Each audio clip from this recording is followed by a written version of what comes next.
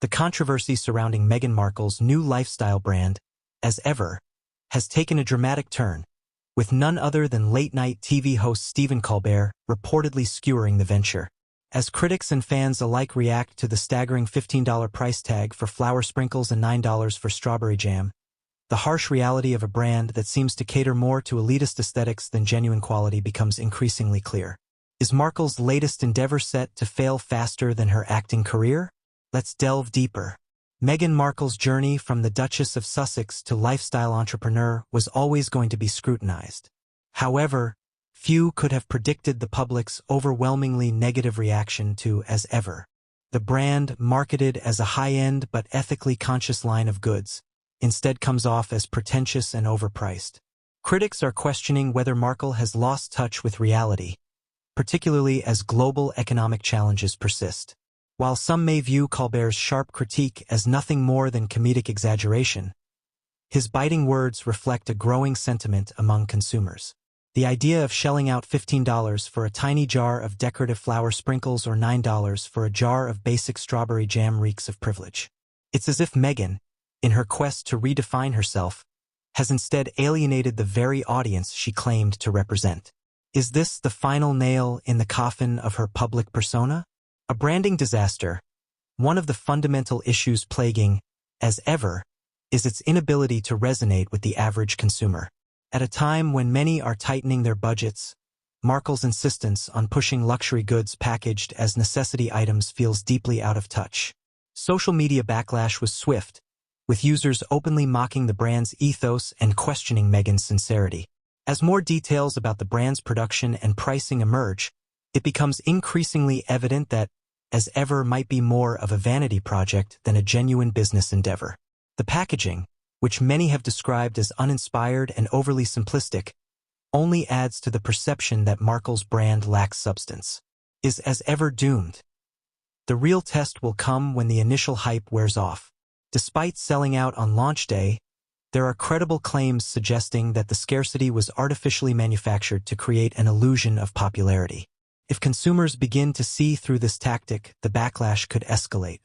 It wouldn't be the first time a celebrity brand tanked after an initial wave of excitement. As the debate rages on, it's worth questioning whether Meghan's ambitions align with reality. Her transition from royal duties to lifestyle branding seems less like an evolution and more like a misstep. Stephen Colbert's alleged criticism may just be the spark that ignites a broader conversation about celebrity privilege, hypocrisy, and the dangers of living in an echo chamber. In many ways, the As Ever brand exemplifies the dissonance between celebrity ideals and public sentiment. Meghan's attempts to craft an image rooted in luxury and ethical consumerism are falling flat when juxtaposed with the economic realities faced by her target audience. While her intentions might have been genuine, the execution appears tone-deaf. This disconnect fuels perceptions that Meghan, despite her claims of advocating for social justice and accessibility, is more concerned with maintaining a curated, upscale image than genuinely understanding her consumer base. Colbert's satirical dismantling of the brand's premise strikes a chord because it mirrors the disillusionment of consumers who feel increasingly alienated by celebrities who preach one lifestyle while profiting from another. The inherent irony of a woman who once condemned media intrusion now relentlessly promoting herself through a brand built on her public persona is not lost on the public. Such contradictions only serve to erode trust. Ultimately, As Ever might survive the initial controversy, but the long-term viability of the brand hinges on whether Meghan can reassess and realign her business strategy with the values she professes to support. Without an authentic connection to her audience, the brand risks becoming a fleeting novelty rather than a lasting legacy. The question remains whether Meghan Markle is willing to evolve her approach or remain steadfast in her vision, regardless of consumer reception. If Meghan genuinely wants to sustain the brand's presence, she must reconsider the way she communicates with her audience. Rather than leaning into the perception of exclusivity and luxury, there is a need for authenticity, transparency, and a clear reflection of the values that she once championed.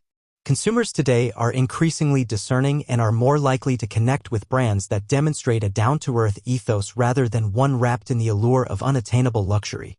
The challenge lies in finding a balance between Meghan's desire for a prestigious brand image and the public's demand for relatable, affordable, and meaningful products.